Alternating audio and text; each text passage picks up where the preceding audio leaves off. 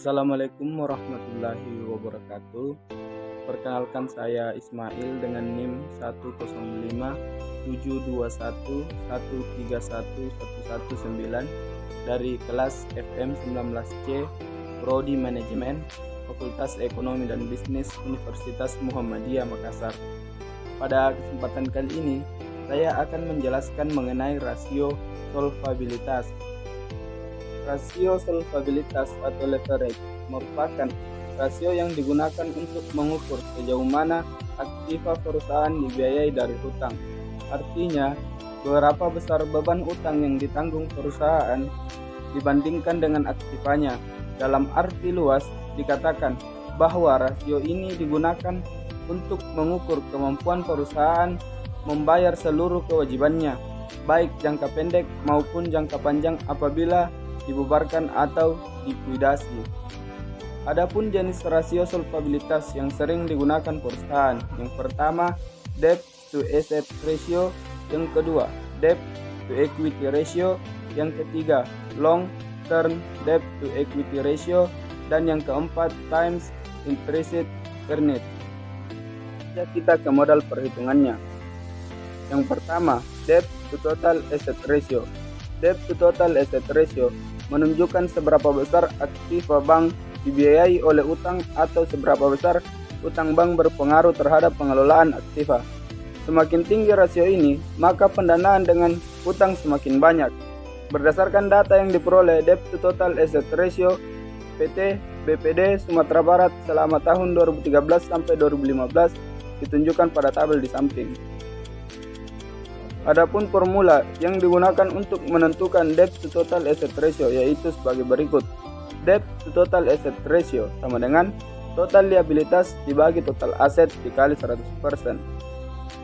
Untuk tahun 2013, debt to total asset ratio-nya ialah Rp14.215.914 dibagi Rp16.244.113 dikali 100%. Hasilnya 90,59%.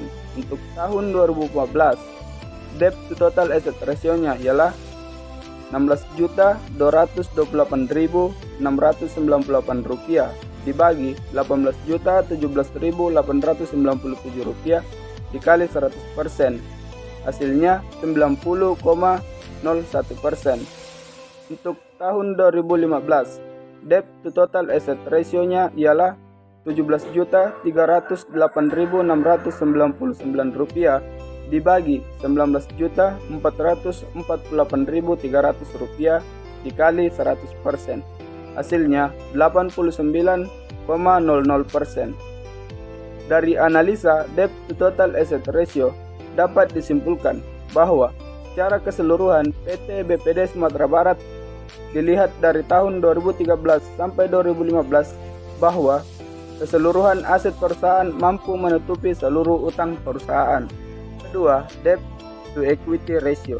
Rasio ini digunakan untuk mengetahui setiap rupiah modal sendiri yang dijadikan untuk jaminan utang. Semakin rendah rasio ini, maka semakin tinggi tingkat pendanaan yang disediakan pemilik dan semakin besar batas pengamanan bagi peminjam jika terjadi kerugian terhadap nilai aktiva. Berdasarkan data yang diperoleh, debt to equity ratio PT BPD Sumatera Barat selama tahun 2013 sampai 2015 terlihat pada tabel di samping. Formula yang digunakan untuk menentukan debt to equity ratio yaitu sebagai berikut. Debt to equity ratio sama dengan total liabilitas dibagi total equity dikali 100%.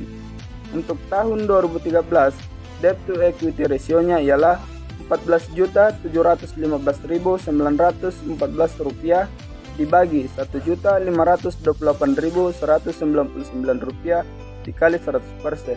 Hasilnya 962,96%. Untuk tahun 2014, debt to equity ratio-nya Rp16.215.425 dibagi Rp1.799.154 dikali 100%.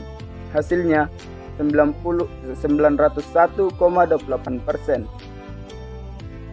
Untuk tahun 2015, debt to equity ratio-nya ialah Rp17.308.699 dibagi Rp2.139.601 dikali 100%. Hasilnya 808,97%. Dari hasil yang didapat, dapat ditarik kesimpulan jika dilihat dari debt to equity ratio PT BPD Sumatera Barat tahun 2013 sampai 2015 bahwa modal sendiri belum mampu menutupi keseluruhan utang bank. Long term debt to equity ratio.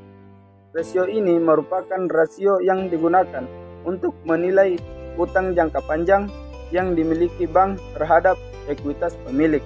Rasio ini dengan membandingkan antara jumlah seluruh hutang jangka panjang yang dimiliki bank dengan ekuitas pemilik.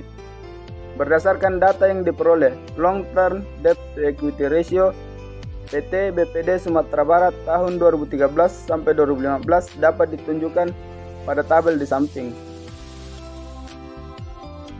Adapun formula yang digunakan untuk menentukan long term debt to equity ratio yaitu sebagai berikut.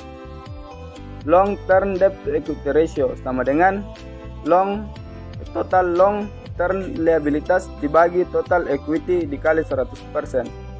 Untuk tahun 2013, long term debt to equity ratio-nya ialah Rp994.621 dibagi Rp1.528.199 dikali 100%. Hasilnya 65,08%. Untuk tahun 2014, long term debt to equity ratio-nya ialah Rp974.929 dibagi Rp1.789.199 dikali 100%. Hasilnya 54,19%. Untuk tahun 2015, long term debt to equity ratio-nya ialah Rp995.729 dibagi Rp2.139.601 dikali 100%. Hasilnya 46,54%. Dari data di atas dapat ditarik kesimpulan bahwa dilihat dari tahun 2013 sampai 2015 untuk long term debt to equity ratio PT BPD Sumatera Barat pada tahun 2013 long term debt to equity ratio-nya 0,65. Tahun 2014 long term to debt to equity ratio-nya menurun menjadi 0,54. Pada tahun 2015 menurun lagi menjadi 0,46. Ini berarti semakin kecil rasio semakin buruk. Artinya perusahaan lebih kecil menggunakan modal sendiri dibandingkan menggunakan hutang jangka panjang. Times interest earned. Rasio ini menggambarkan kemampuan bank untuk memenuhi kewajiban tetapnya dalam membayar bunga dari sejumlah laba sebelum bunga dan pajak (EBIT). Berdasarkan data yang diperoleh, time interest earned PT BPD Sumatera Barat selama periode 2013 sampai 2015 ditunjukkan pada tabel di samping. Formula yang digunakan untuk menentukan time interest earned yaitu sebagai berikut.